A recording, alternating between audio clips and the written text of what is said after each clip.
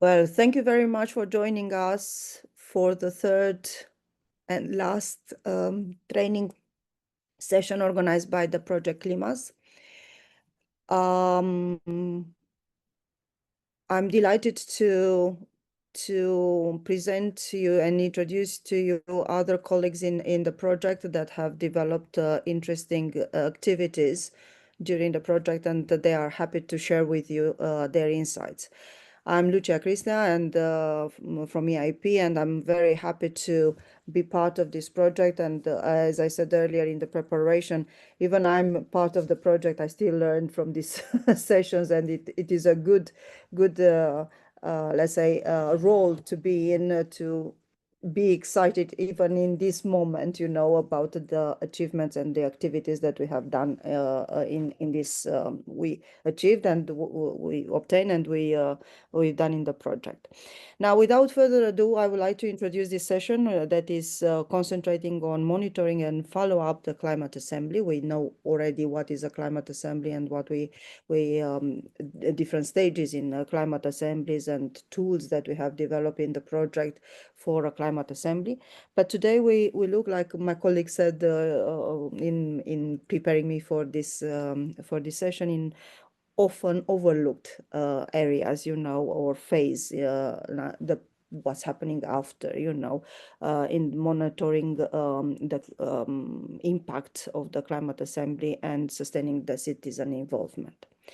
So we have few tools to look into, but before we start, I will invite my colleague Floridea Di Ciomo. As you know, she is the technical coordinator of CLIMAS, is the head of Cambiamo, to present, to introduce us in CLIMAS for those that didn't join yet the other sessions and they don't know about the project. So Floridea, the microphone is yours.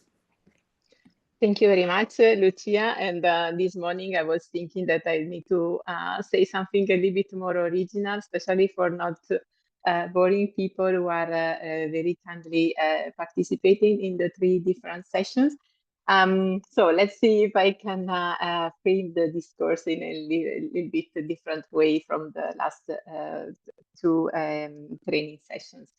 I would like to tell you a little bit about the genesis of the CLIMAS project, and the idea was that until the time of when we prepared this proposal, the citizen climate assemblies, we observed that were a little bit less inclusive, and especially in respect to the women and girls in all their diversities, migrants, and people with disabilities. And with even in the details, for example, for the logistic details, if a care space is organized or not, this makes difference if somebody with care with some disability can participate or not, or with the care duty can participate or not. So we take care of this aspect that we observe, and we did this proposal. And this proposal is very oriented to tackle the participation of citizens in a very active way, because the results of the citizen assemblies are recommendations that are taken up by the governments at the local, regional, or national, or even European level, and they be part of the legal text or of the policies. So we are in the core of the decision, and we bring citizens in the core of decisions, especially if we go on the next slide, please, Yolanda, especially when we have this sensitive policy issues. Climate change is one of them. Other sensitive policy aspects are, for example, gender or abortion, like it was in Ireland at one of the first typology of the citizen assembly. So something that is very related to what is the value based of the people, and where the culture, where people enter in them with their own experience, with their own culture, with their own background, education, and so on. And of course, when we have a diverse societies, that always we have a diverse societies for different reasons around across the history of our time. These values are different. So what we decided in CLIMAS was to identify through a design thinking and value-based approach a little bit co-creation process through of the toolbox for creating for having this follow-up that we are talking today. So to be sure that once the project will be finished, because it will be the case at the end of this year, we take somebody can take over of the tools, can implement, can use them. Of course, can contact the partners of this project for partnership in some new citizen assemblies, whatever, but there is something that is there and you can use. And so the co-creation, the testing, the calibration process, and finally the final version of the toolbox. Next slide, please. And of course, there is a lot of aspects here. One of the key aspects is the stakeholder engagement, the stakeholder, and we can say as well, rights holders engagement, because especially when we talk about climate change, we are talking about people who are affected by the climate change disasters or issues or challenge. And in this way, we work together and for having broad target groups as well, because like we said, the citizen is very diverse in our country. Next slide, please. And then I will try to highlight the fact that the right to participate in climate decision making has been reaffirmed as a human right. So what we are talking about here is not just a place where people meet and so on, but a place where people meet, and thanks to their participation, they are use these human rights that they are entitled. And this was as well recognized in the Action Climate Empowerment in a working program from United Nations Framework for Climate Change Conference. Next slide, please. So what is the citizen recommendations, where they are in the scale of inclusive participation? We have three forms of getting in the climate change policies. One is the political incidence, the second one is the advocacy, and the third one is the climate assemblies through a bottom-up approach. So the first two are much more known by all of us. They are related to we can say the lobbying or the advocacy from people who say, really, we need, this is a urgent, we are in a fire, and we need to do something. But the climate assemblies is a little bit different, because it's touching where the society is, what they can do, what is the understanding they have of the climate change. And this is very related as well to the one thing that is they call it the climate literacy, and as well the experience that each person is about the climate change. I mean, if some children in their life from Bangladesh is taking care of it face some flooding, she will be marked by that for all life. So when he or she will come in the European assemblies, because the migration flow now is in Europe, he will come with this background and with this experience. And this is the valuable experience that we need to highlight in our citizen climate assemblies. Next slide, please. Here now we go across the three climate assemblies within the CLIMAS project. One was at a regional Catalan governments, and this was the first one. the government of Catalonia was already preparing the climate assemblies while we prepared the proposal. So we started to prepare together, and we started really to work hands on hands for the definition of the toolbox. So they, for the good and for the not for the worse, they had not the toolbox prepared for the assembly, but they contribute a lot for doing that. And the final assemblies, the results are there in any case.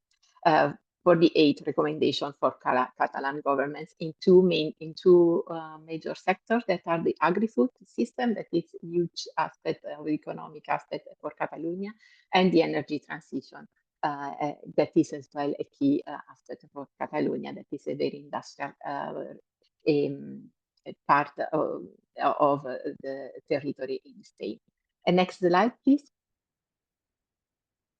And then we have the Edermünde assembly that is very, very key for understanding the rural community level, for understanding this culture that is maybe different from the urban aspect, where what they experimented as climate change issues, what they expected, what they are their ambition, and then it was very key for understanding the land use perspective of communities. And I was asked by the major directly, because he was not able to take like this clear decision about how to do about the lands, how to use the land.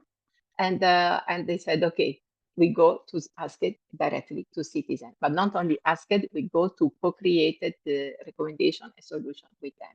Next slide, please.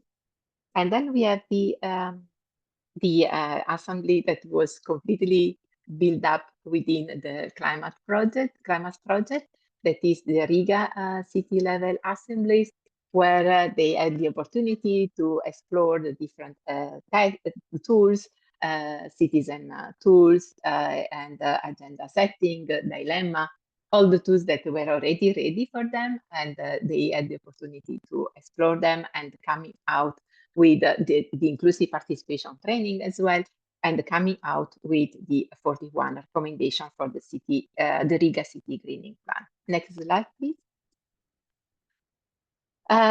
Okay, so one key point, but then I need to leave to my colleagues, is that we need to ensure that we have a political commitment, and as well that what we present to the citizen and what citizens are elaborating among them, they are able to understand the impacts of their decisions. I mean, they are working on like a political, so they need in the deliberation way, so they need really to, as they have a responsibility in some way, and this should be clearly stated there. Next slide, please. So we added this dilemma methodology that is very to go to the point, to concretize the questions that are done to the citizens, and to find the possible solutions. Next slide, please. And here you have some example of a dilemma, so you can read. I guess that this material will be in any case available for you. And you can see that are much more concrete than just what do you think about climate change by 2050 there. And then I think that the next slide and the future scenario, you already had some information yesterday. And I think that we can close here. And I think that just one thing, this is a way to follow up the climate assemblies as well in a broader way. And this is, we are comparing, for example, with the climate assemblies in Puerto Rico, and we presented some common results. Thank you very much, and apologize if I took too much time. Thank you. Thank you, Florida. No worries. Today we have a shorter time, so we'll concentrate on the tool. So without further ado, if there are some questions, I will take after the first batch of presentations. So, without further ado, I would like to enter into the methods, that we and the framework that we have developed in the project to understand the impact of climate assemblies and to monitor basically how the climate assemblies has been implemented in order to achieve the expected impact. And in this regard, I would like to invite my colleagues Monica Maciuliana and Sandy from University of Aegean to introduce the framework that they have worked to. While they are preparing the presentation, I say a few words about them. Monica is from Vilnius Technical University. She's a senior researcher there, and I must say, she was very passionate about this project, and she supported passionately the activities in the project. And she works with her colleagues in the university in many other European funded projects. And together with Sandy from University of Aegean that we heard yesterday, they developed this methodology for monitoring and impact the climate assemblies. So, ladies, the microphone is yours. Thank you, Lucia. I will start the presentation. Nice to see you all in joining this last training session of CLIMAS. As Lucia nicely presented, we are focusing today on monitoring and impact methodology that we developed during CLIMAS project. It was developed during the first year of the project and has been applied in the remaining 2 years of the CLIMAS duration. So I will be presenting very briefly the methodology, and Sandy will present how the methodology was applied during the CLIMAS duration and what kind of results we have found by applying these methods. So what are climate assemblies? I think Floridia covered this quite well during her presentation. I will focus more on why we need to monitor and evaluate the outcomes of the climate assemblies and how we propose to do that. So first of all, the evaluation is essential in climate assemblies because it shows whether the process is fair, inclusive, and effective.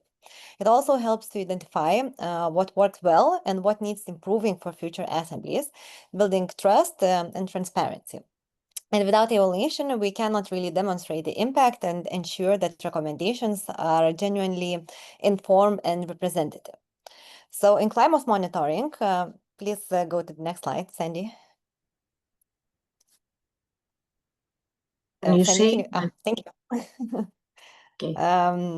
So what we try to develop in the climate monitoring and evaluation methodology was a tool for us internally in the consortium to understand what worked well and what could be improved, and also a tool for external users and those who will be running the climate assemblies in the future. So the monitoring methodology process was based, of course, on reviewing the existing research on the climate assemblies, but also other deliberative methods, citizen assemblies, and similar methodologies which allow to invite citizens in deliberation process and decision-making process related to climate mitigation and adaptation. So we mapped different approaches to evaluation, gathered insights from our partners in the consortium and experts in varied fields, and came up with 5 dimensions that analyze different aspects of the climate assemblies. So the first one is the inputs, which focuses on resources, so budget and staff that the climate assembly initiators have at the beginning and for the climate assembly. We focus on the quality of the materials, political support, and facilitator trainings, which are essential in running the climate assembly smoothly. The next element is the activities. So here the focus are on inclusivity and diversity of participants, depth of learning, deliberation quality, diversity of perspectives captured during the process, and of course, facilitation effectiveness. Then the outputs focus on timely reports, policy discussions triggered, updated tools, and the experience of the participants. So how they felt, how their opinions changed during the climate assembly, and if they feel more urgent in taking the climate actions seriously. Then we have outcomes, which focus on increased public engagement, direct influence to policy, enhanced quality of the climate assembly process, and more informed participants. And the last element that we are focusing on are the impacts. So here we focused on the longer impacts we want to achieve with the CLIMAS project. So stronger deliberative society, policy integration, climate assembly process enhancement, and participant empowerment. So it combines a few elements, this methodology. We want to make sure that the climate assemblies as a process is improving all the time. And also we want to achieve broader impacts related to climate adaptation and policy integration and policy impacts, which are related to managing deliberative processes in European countries. So I try to put everything in 2 minutes, giving our short period. We do have a few publications already submitted and awaiting for publication, which explain the process much clearly. And also we have more information on our website, which explains every step together with indicators and suggested methods of how to use. But Sandy will go a bit more into the practical side of this methodology and will tell a story on how we apply that in the climate assemblies which are under CLIMAS umbrella. So Sandy, the floor is yours. Thank you, Monica. As Floridea presented, during the CLIMAS project, 3 climate assemblies were organized, and we tried a lot in order to monitor all the activities and evaluate them. For this reason, we contacted the 5 main actors that participated in these assemblies, which are the participants, the observers, which were either from the academia, from the media, citizens that were interested in the process, the experts that presented different aspects of the deliberation topic, the organizers and the facilitators of the assembly. In order to collect the feedback and all the data that we needed, we distributed surveys, forms, and conducted semi-structured interviews with these actors. The surveys were distributed either in printed or in online form. For the participants, which were one of the key actors, because the impact of the assemblies on them was very important for us, because they will act as multipliers of this whole procedure, were contacted during 3 different stages of the assembly. So we distributed 3 surveys on them: the pre-assembly survey, the post-assembly survey, exactly at after the end of the final session, and a follow-up survey 6 months after the end of the assembly, in order to understand the feedback, in order to understand the impact that the assembly had on their everyday activities and their engagement with civil activities regarding regarding their participation on climate change and more issues. So these questionnaires were very comprehensive, especially the middle one, which included 8 main sections. Apart from the introductory questions, we wanted to capture their perspective on the inclusivity and the diversity of engagement from participants, the preparatory materials that were distributed to them, the quality of the deliberation, the diversity of perspectives and the solutions that were explored during the different sessions of the assembly, the effectiveness of the facilitators, their experience, and as I already told you, there changes before and before and after the assembly. There changes in attitude. Regarding the organizers, we conducted the semi-structured interviews.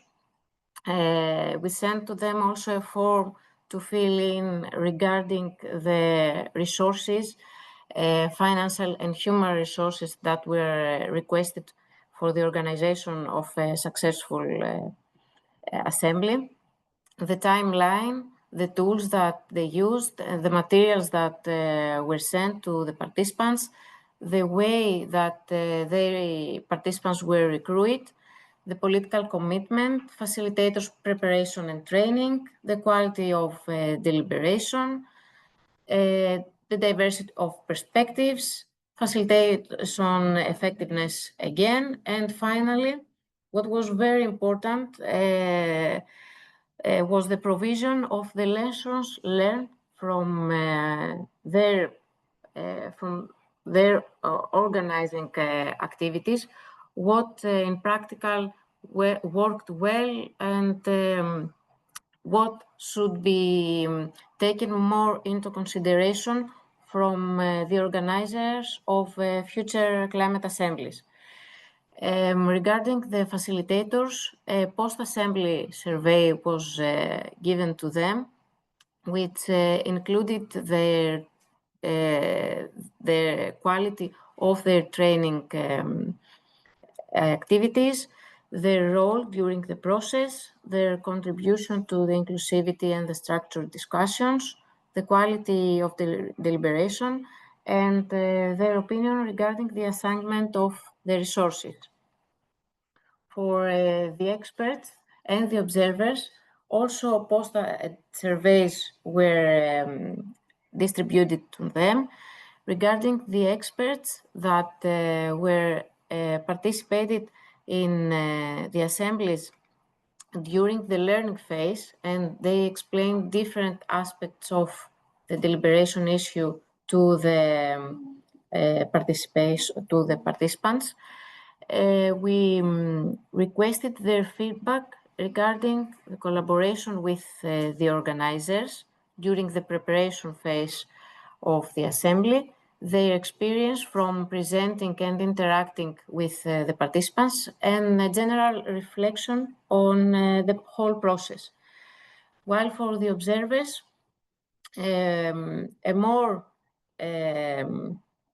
more aspects were requested regarding the inclusivity and the representation of the participants, the effectiveness of the facilitators, the suitability of the experts' profiles, their impressions regarding deliberation quality, the clarity and relevance of the recommendations, and of course, suggestions for improvement of future climate assemblies. So, as you can realize, these surveys were targeted to different actors. We collected quantitative and qualitative feedback from them. It was very important also to collect comparative perspectives among them. So for the same theme, let's say here as an example, the facilitators' performance, we requested feedback from 4 different actors, from participants, organizers, observers, and facilitators. And this helped us a lot to realize from different actors and roles that participated in the assembly, what actually worked well, or what should be more,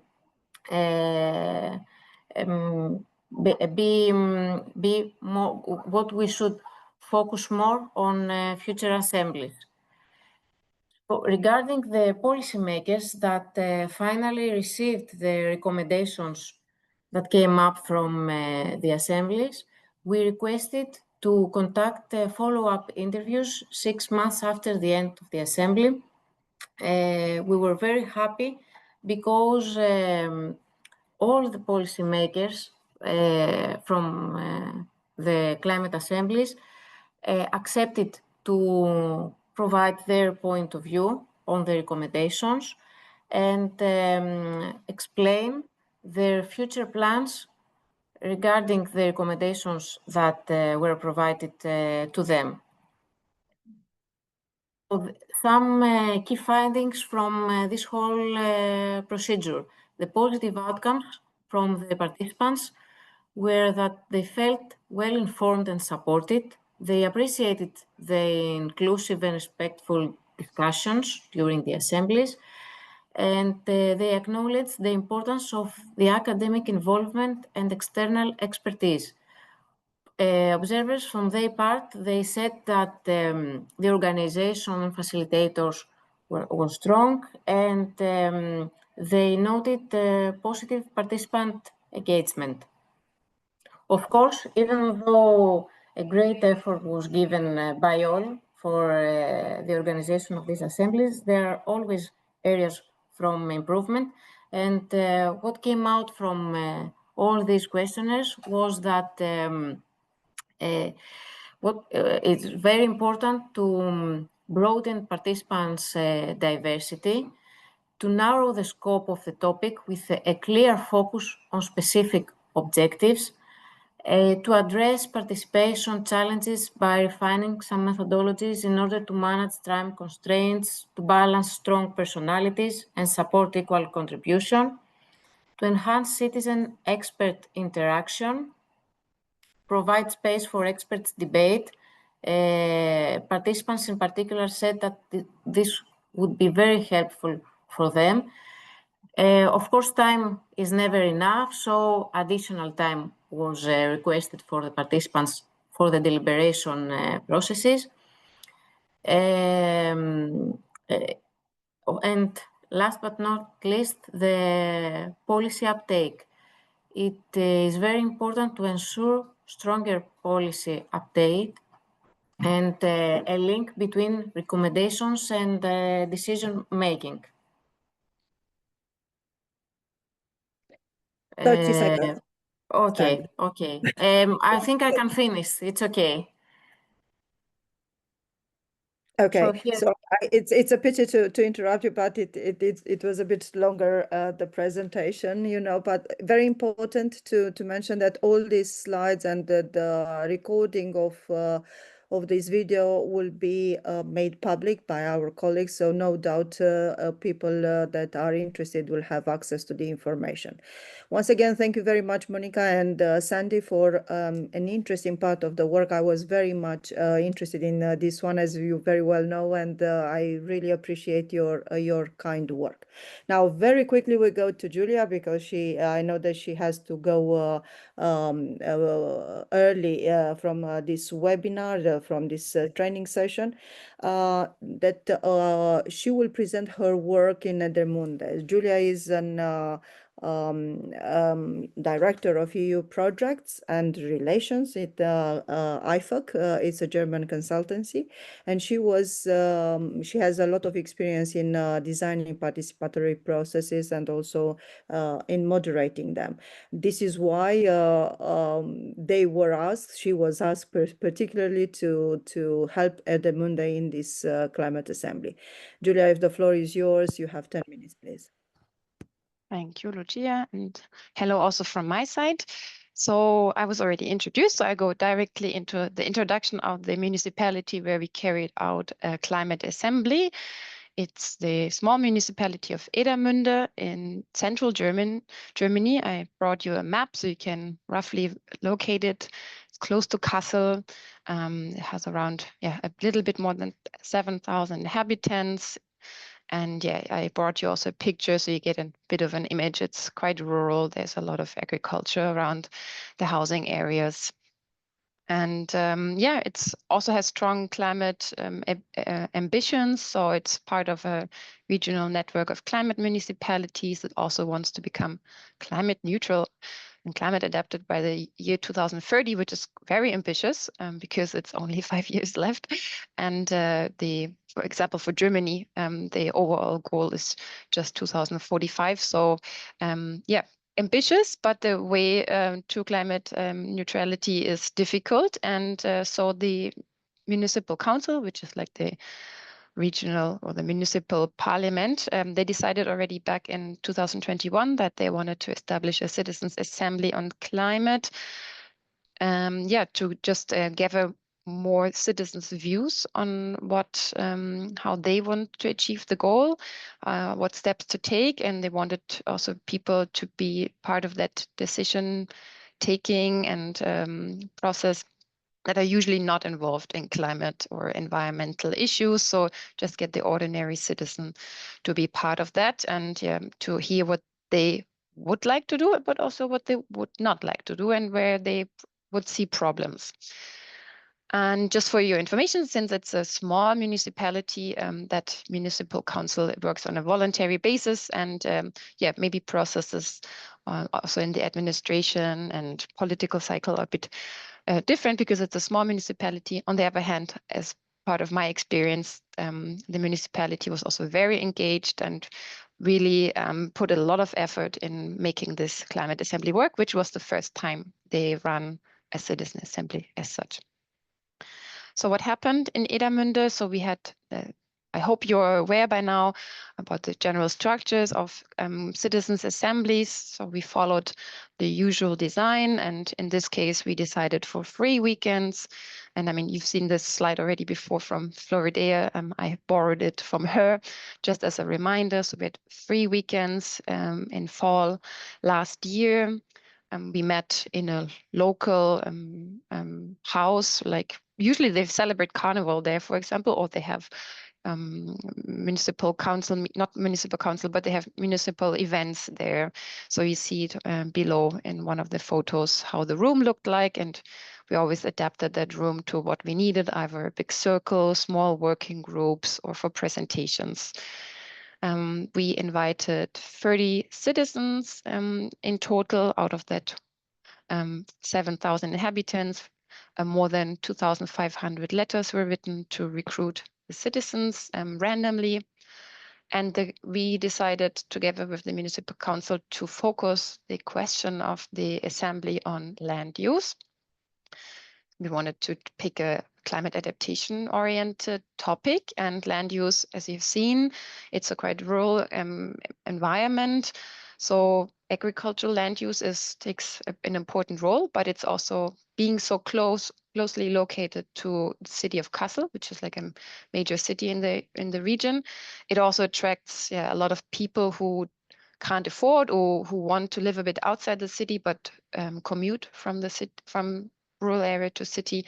So there's also a lot of pressure on building houses on areas that might have been before agricultural use. There's also a demand for industrial areas.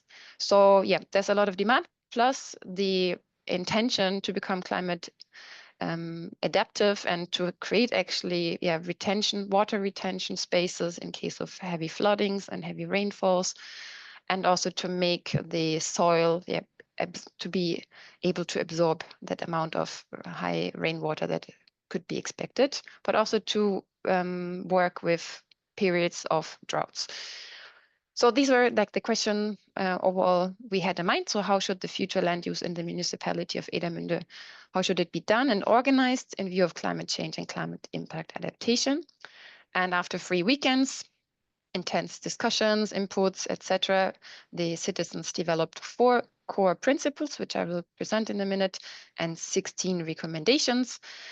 We explicitly said we would like to have fewer recommendations, not so many, to make it easier and more workable for the administration to work with those recommendations, because if you get too many recommendations, it can also be overwhelming for administration and politics to work with that and to implement. So the 4 core principles, which are like the overarching recommendations under which we had for each of these 4 principles, we had several recommendations that went more into depth of how to implement that. But the 4 principles, we established them in order for the municipality to have like a guideline, a future vision, what is important to citizens when it comes to land use. So the first one was to establish climate as a decision-making criteria for land use. So it should be an overarching principle for any decision taken in the municipal council, for example. Second principle, Edermünde should become greener to strengthen the climate adaptation, biodiversity and quality of life. So there was a lot of recommendations there how to strengthen greening in the municipality. Fourth principle was on the net zero standard, a quite advanced and progressive principle, I would say, because it's really, citizens said they really want to go along the principle to unseal as much as possible. So to get away with concrete and any kind of structure that is not helpful for rainwater retention, and to seal as little as possible. And fourth principle is was to strengthen dialogue and citizens participation, and that also citizens in that assembly really said, like, we citizens, we also have a responsibility. We want to take it and we want to help shape the future of our municipality. So what happened after the assembly? This is what I want to focus now, because we talk about impact monitoring and evaluation. So I will focus what happened after the assembly. So the last assembly session took place in November 2024. Then roughly a month later, some of the citizens, or actually all citizens, were invited to the municipal council to present their recommendations.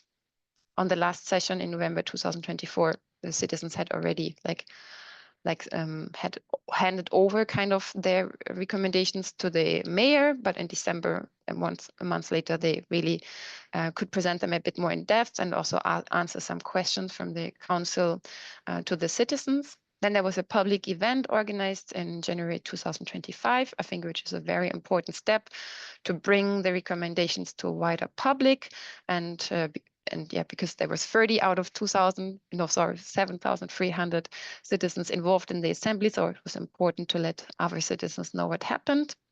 And there was a panel discussion with some of the participants of the citizens assembly during that public event.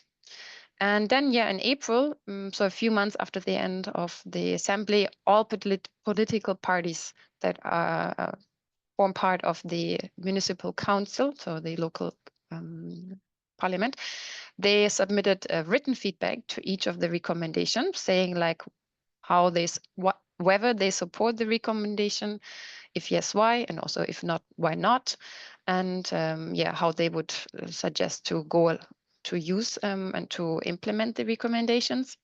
And since then, I mean, now we have September, the recommendations are still in decision making and under discussions. So they've been discussed in different committees, so like subgroups of the municipal councils. And so I'm not involved in that process anymore, but I've heard that recommendations are debated, and it's also not so easy sometimes, because some recommendations are obviously easier to being implemented than others. And also this is one aspect of our impact assessment, was to see if there's a formal monitoring system being in place to actually track the implementation of recommendations, which is not the case for Edermünde yet, I would say. First, they have to be passed, and then they can start to track them. But at least the municipal council committed to have a look at 1 year after the end of the assembly, to have a look at the status of the implementation. So this will actually be coming soon. So I think this kind of commitment is important. And then obviously it would be even better if they would put a monitoring system in place for the future to come. And I also put here the regional elections, which come next year, because actually this is an important aspect to take into consideration, which can be a hindering or a supporting factor for recommendations being taken up that came from the Assembly. Because of course, recommendations can also be used or not by different parties to in the course of the regional elections to show either support or not to the recommendation and to the citizens' voice. So something to be taken into consideration. Last, I want to share some some points on what worked well. That was also part that came from the evaluation, as Sandy and Monica just presented. So what we heard back from the surveys and also from the talks with the citizens themselves, that they really appreciated the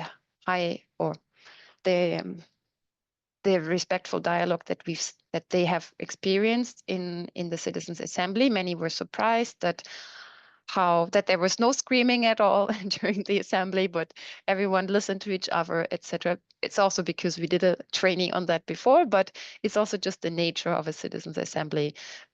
It's not that confrontative. It can be confrontative, but since it's moderated and we all have a common goal, usually the culture of communication is very good, and participants were also highly engaged.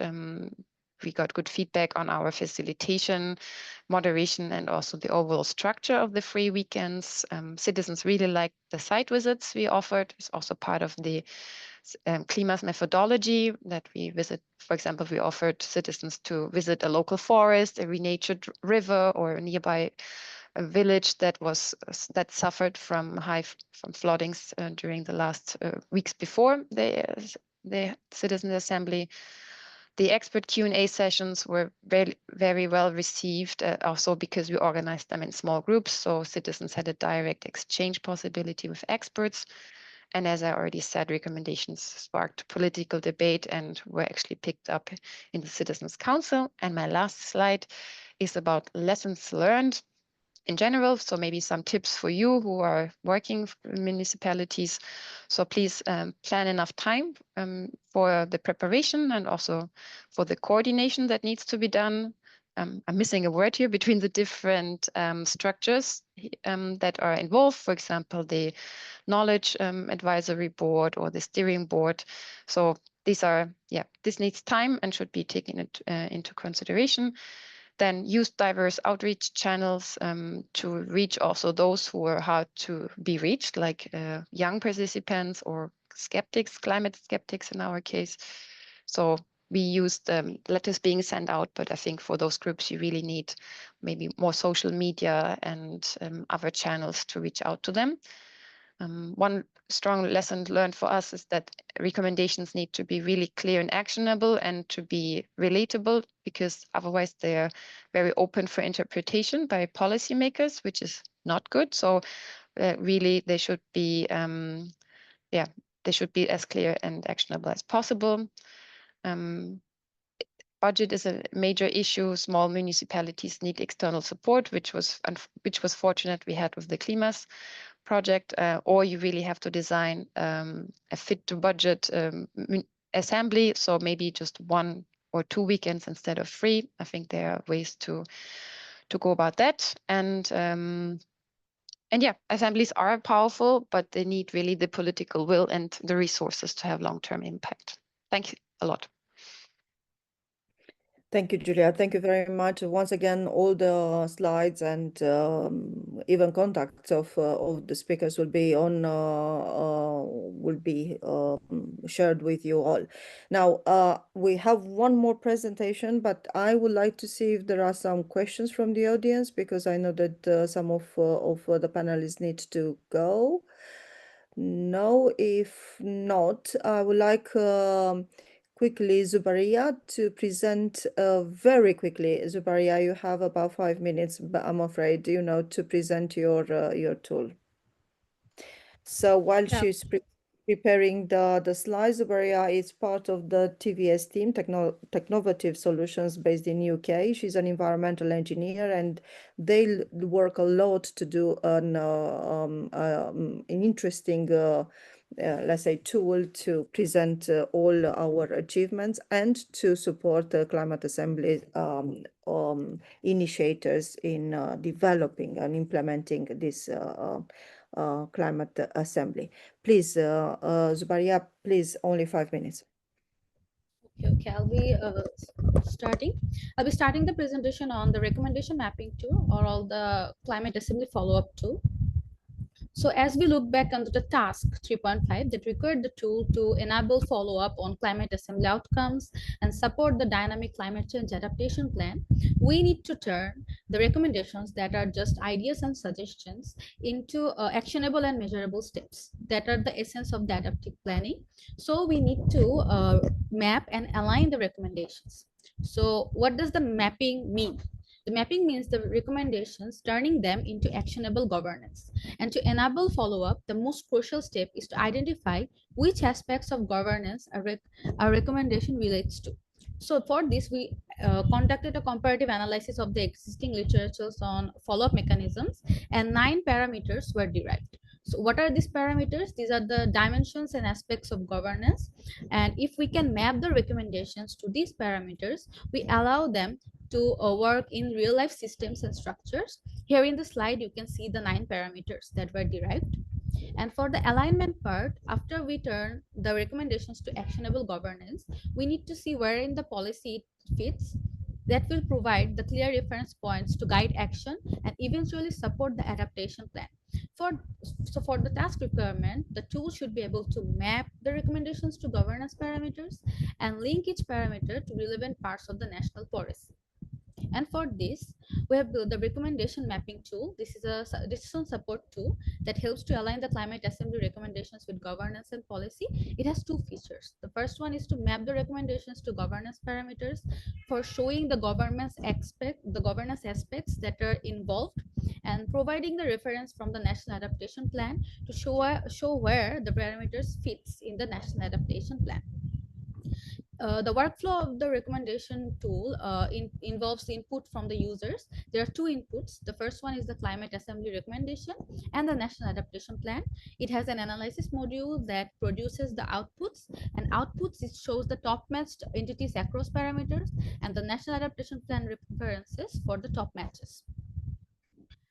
The workflow of the tool allows supporting follow-up by highlighting the key governance dimensions that a recommendation touches, and provides guidance on the areas to focus on implementation, and indicating the directions needed to translate recommendations into action. As I have short time, I will be moving on to the demonstration video.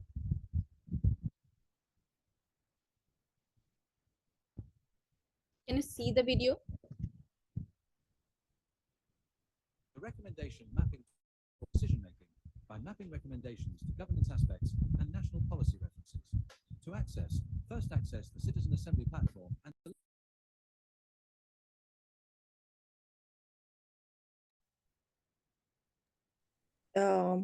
We can't hear it now, Zubaria. Please put the sound on again. And now I'll be The recommendation mapping tool supports decision-making by mapping recommendations to governance aspects and national policy references. To access, first access the Citizen Assembly platform and select the recommendation mapping tool from the CLIMAS toolbox on the dashboard. Log into the platform if you are not already. This is the landing page of the tool. Scrolling to the bottom of the page, you can find the input section of the output generation section. The first input for the tool is the detailed climate assembly recommendation that needs to be mapped. For example, in this case, the recommendation concerns introducing a climate check. Users must type the full recommendation text here. Then, as a second input, users need to upload the national adaptation policy of the country in PDF format. Once the NAP file is ready for processing, the prompt will turn green. Now, select the number of entities for each parameter you want as suggestions. The first output generation step, the tool displays the results for the parameter stakeholders. The automated suggestion box shows the top matched entities for the parameter based on the recommendation input. The tool allows for flexibility in defining outputs across parameters. Users can select outputs from the suggestion box and also type their own directly into the prompt. The input ones and selected ones will be saved in the step. Click on Reference from NAP to view the uploaded National Adaptation Plan references, which show where the automated outputs of the parameters fit in the uploaded National Adaptation Plan. Clicking on Next takes users to the section where users assign roles to each stakeholder affected by the recommendation. Users must type a designated stakeholder for each role, helping to assign responsibilities clearly for ensuring accountability. The next parameter is governance rules. Similar to the stakeholder parameter, the automated suggestion box shows matched outputs for this parameter. Users can type their own entries, select from the suggestions, and also view the relevant NAP references. Next is the parameter for potential socio-economic challenges. Zubaria, I think I'm afraid to stop here the video because there are many parameters that the participants can do. So I'm pretty sure that these videos will be shared with the participants and will be done public afterwards through the different channels. Now, I'm afraid that we can conclude all the presentations, and thank you very much, Zubaria, and colleagues in TVS for all the fantastic work you have done in this one. We will promote it and afterwards on our channels. Now, I can't see any burning questions from the participants here for the panelists. Please come put your cameras and microphones on. But let's do a little banter between us, CLIMAS project partners, how we can ensure that these recommendations, generated by the Climate Assembly can be really transformed in policies or can be included in policies. What effort we have to do, or the implementers of or initiators or implementers of Climate Assemblies have to do to ensure that these recommendations will be transformed truly in policies. Who wants to start? I can Julia. start from a practitioner's point of view. So apart from the points I had already mentioned in my lessons learned, I would also say that the presence of decision makers throughout the process is important. So either in the preparation, but also in the assembly sessions themselves, it's important that they see how citizens work, how the discussion culture is going, the debate culture is going. I think it's a very transformative experience for all of them who I have seen participating in these kind of assemblies and citizens participation projects, because they see how engaged and serious citizens are and how that they don't just come up with any kind of suggestions, but there's really a debate about that. And that's really important, and that makes also sure that the presence of politicians can then make sure that they take these points up and that seriousness in further processes. So I think this is one important aspect. Thank you. Before we go to my other colleagues, to develop this area, I'm thinking to what extent, hearing Zubaria earlier, with this very interesting tool that I have developed that compiles all the let's say moments in developing a climate assembly. To what extent, Zubaria and the colleagues from your team think that a digital tool can support the initiators or an organizer of a climate assembly? Okay, so the tool is actually like a decision support tool. So for a recommendation to turn them into workable actions, we need to see what are the points in the governance that it touches. So if we can see that first, then we can change our strategies from there. So what our tool does, it actually identifies that aspects and shows where in the national policy it relies.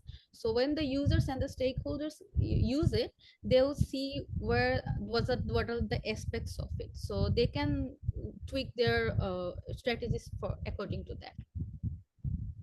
Thank you. Thank you very much for this. And we heard from Sandy about the importance of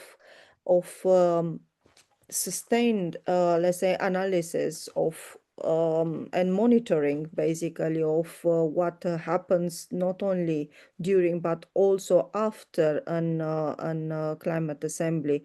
To what extent I noticed Florida. To what extent, Sandy, do you think that organizers, and they can be an private entity, can be a civil society entity, or could be a public authority, they have enough resources to monitor long-term impacts? Well, this is very important, first of all, to monitor the long-term impact of the climate assemblies, because in that way we will realize the legacy of such deliberation activities. Of course, the resources is not easy to find, because usually this requires a long time after the end of a project or after the end of an assembly. I think that it deserves to provide resources on that, even though it's not easy enough. Florida, please. Yeah, no, just in respect to that, I think that it's key to work on the empathy within the assemblies, and of course, we don't have between the citizen, right holders, stakeholders, and the governments. The background can be very different culturally, and gender and the social from all these aspects. But if we are able to create this empathy, then the implementation of the recommendation that will be that are like the main results of the assemblies can be more go straight away. So I think that this is the challenge that we need to meet in the next steps and the follow-up. That was as well the first step in our methodology, the empathy step among citizens, stakeholders, etc. But really, this is the way to overcome the gap between policymakers and citizens and other stakeholders. This okay, I try to put my feet in the shoes of the other, and let me think about her history, her experience. Let me think about maybe tomorrow will be my history, my experience. So this could be a way to work on afterwards, to be sure that the recommendation that we go through a very deliberative democracy. Very, very important what you said, Florida. And part of our work in this project was looking how public authorities in general are looking at climate assembly as an engagement tool, and it's very true. If they do not have let's say the basis, the building blocks for creating the empathy with their constituencies, and the citizens, it's very difficult to implement such an climate assembly or any participatory, in fact, exercise. So I think it's very important to how actually we break this barrier between the public authorities and citizens, and involve the house is burning. I dare to say the house is burning, and we have to bring everybody on board to work to be fire persons immediately in this situation. So I think it's very important what you are saying.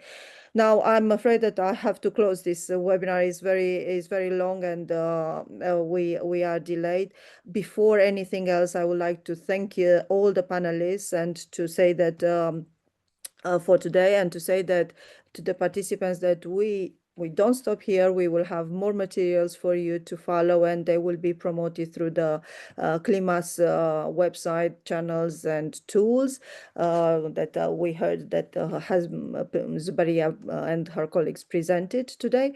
So this is an informational package where you will have more information, more in detail information about how to organize a climate assembly, how to what are other assemblies, or interesting information about other assemblies that have been created, how to use the tools, and so on. And what the recordings of today, yesterday, and last week's sessions, plus all the presentations, will be made public to you. And yes, I thank all my colleagues in CLIMAS for the excellent work they have done in implementing the project, implementing the activities, implementing the climate assemblies in 3 cases, the work done at Living Labs, and the work done in developing, testing, and implementing different tools that have been presented in this series. I'm very proud that I have been part of this project, and I thank each and every single one of them for the work that have been done.